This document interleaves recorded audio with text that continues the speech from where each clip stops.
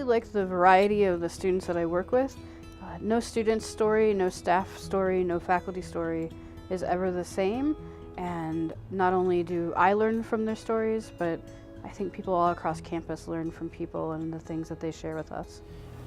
And we need to understand what they go through. And many Jewish students, and I'll say this because it's for the RAs and they should know this, I haven't met a Jewish student that wasn't the recipient of some form of Jew joke or anti-Semitism or some level of bias. Now often it comes from an ignorance, but it doesn't make it any more sort of pleasant. Okay, and that comes from a place that's not as diverse as we'd like it all to be.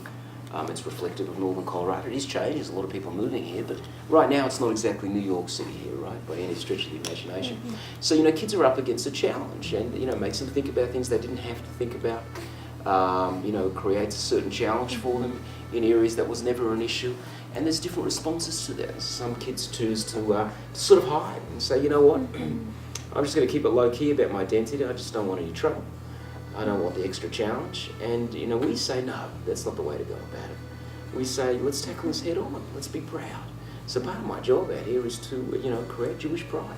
Tell kids, we've got nothing to be ashamed of. You may be different, but it's in a special sort of way, and you can embrace it, and you can be proud. And I think, I try to serve by example. I like to see disability presented as another human condition.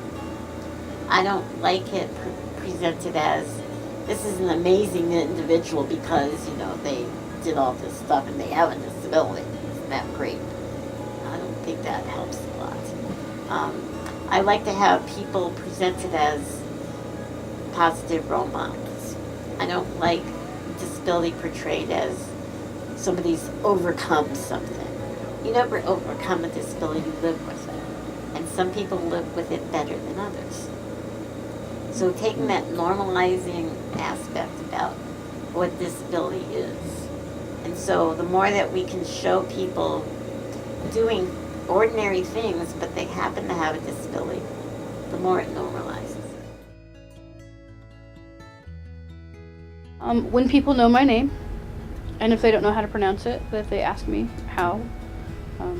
I'm a bit Greek, and so my name looks very Greek. And so I'd much rather I feel included when people ask me how to say my name, which sounds kind of odd, but, and partly that, I know that takes a lot of vulnerability on their part, because nobody wants to look like they don't know something, but I really appreciate it when people ask. I think that I feel included, well, not that I think that I feel included when people notice little things about me, so they pick up on things that I might like to do, or that I'm not a perky person, and for those folks who see this and hear me say that, they will laugh because I'm not, and yet that doesn't mean that I don't know how to have fun, and so picking up on those sort of nuanced pieces that come from just observing people, but also I think that one of the biggest ways I feel included is when people ask me things instead of making assumptions about who they think that I am.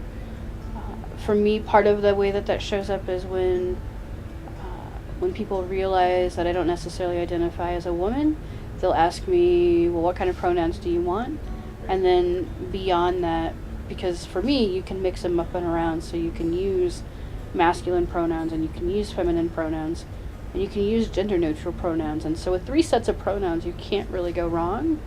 And so knowing that my ears perk up when I hear masculine or gender-neutral pronouns, and just attempting to use those in the course of, even if it's just our one-on-one talking with each other, that it means I feel heard and included. And I think, when I'm out in the rest of the world, when I look at forms and they say partner or significant other versus just husband and wife or boyfriend, girlfriend, I feel included. When I go to the doctor's office and I can put who's important to me versus who they think should be important to me on my forms, I feel included. When people invite me to stuff, I feel included.